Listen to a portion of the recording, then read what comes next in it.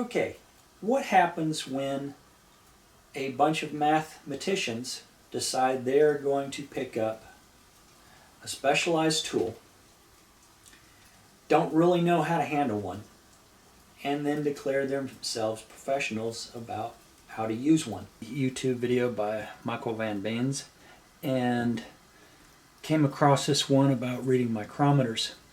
And the first one I noticed, but only after I got the same answer he did, was that the micrometer was upside down. And first of all, you never hold a micrometer like this. You always hold them like this. And there you have the proper way to hold a micrometer. You can hold it like just that. You can hold it in one hand.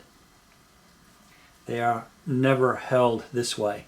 When we hire top dollar machinists, if they ever hold a micrometer this way, they are fired. It's not even worth keeping them. They don't know what they're doing. So we get to this problem that was presented. JEE, this is a physics exam test of some type, but I went back to it to just see how many problems I actually had with this thing. And there were quite a few. Number one, the pitch of the screw gauge is 1 millimeter. That's saying it's going, in order to get to 1 millimeter, this thing here turns 1 full revolution. And I don't remember micrometers or metric micrometers ever looking like that. I go through a lot of micrometers. They're all in US standard mics.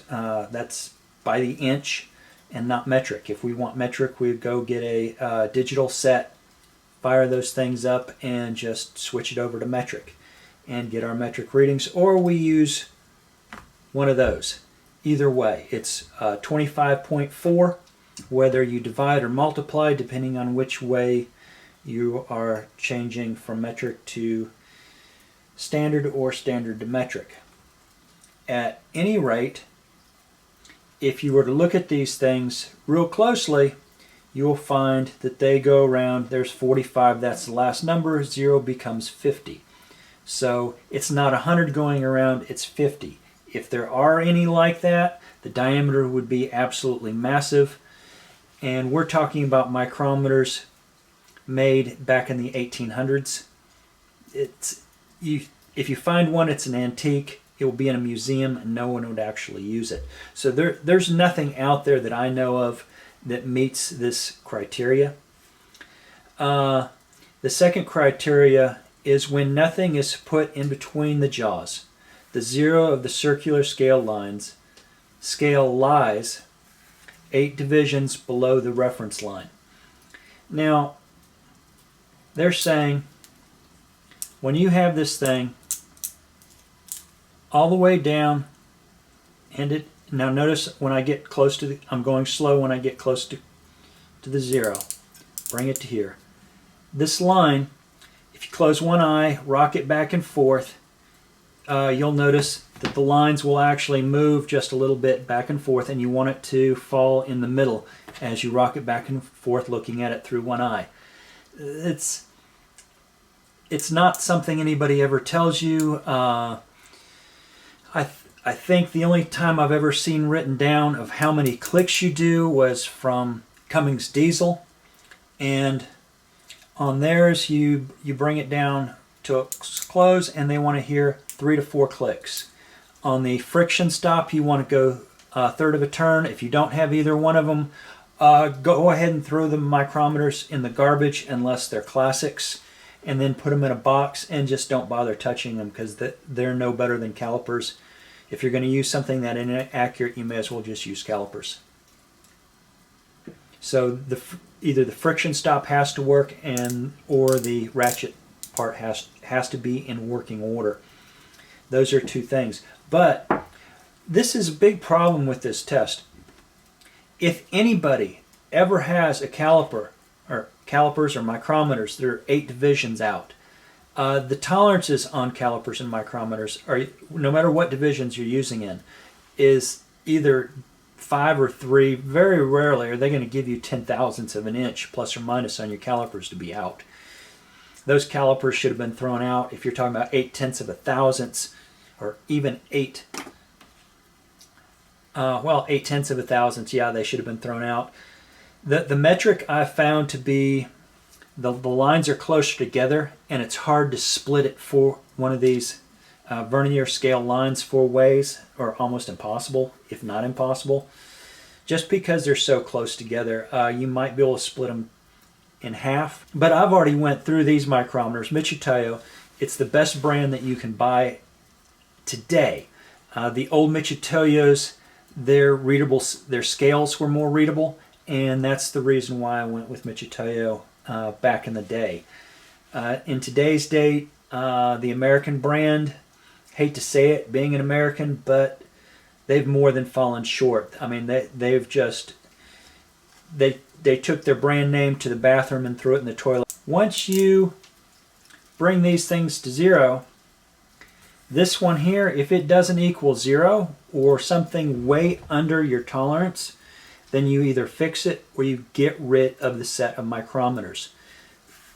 This right here would get anybody fired in a machine shop. It's not something that's done. The other problem with it is this. They drew the micrometers this way. That is not the proper way to hold a set of micrometers. The proper way to hold a set of micrometers is like this. Now, like I said before, when I did this problem, I looked at the picture, I went by the picture, and I said, below the reference line. So you bring it below and you adjust your lines, because they made this problem to separate good students from bad students. However, they made this problem to separate good mathematicians from bad mathematicians. Anybody who would imagine themselves picking up a set of micrometers is going to pick it up correctly, and because this below reference, it would change the orientation, making a different answer on this paper. So what they've really done is that they made a question that can only give a wrong answer. And because you are required to hold these things a certain way in all machine shops, whoever wrote this up were total and complete idiots. And even myself, I've been inspecting parts for over 30 years, and I did this thing and came up with the same answer they did. I should not have gotten the same answer. I should have seen this right off, and I didn't. So this is how math can go wrong, and I think it's a very good example. I hope Michael Van Beans doesn't take it down, even though it is wrong, because it is a very, very fine example of how mathematicians get out of their field, screw things up royally, I mean absolutely royally, and then just don't do anything about it, or nobody notices. I am a machinist, a computer programmer, and a metrologist. I'm not a physicist. I'm not a mathematician. Probably completed enough math courses in college to have a math degree, but that would only be a 4-year degree. And at best, I've completed only enough physics courses to have a minor in physics. I did take an advanced physics course at NC State. It was in optics. I was a professional photographer at 13, and how light worked was very important to me, and I've been studying it my whole life, and I figured it would be an easy course to take, and boy was I wrong. I've got the link to the video that I'm talking about just below this, just above the comment section. Definitely click on it, check it out. He's got a really good math program. If you think you're going to catch him on anything mathematics as being wrong, let's just say it won't be done by me. And I think that pretty much clears up and ends this video, and I'll see you on the next one.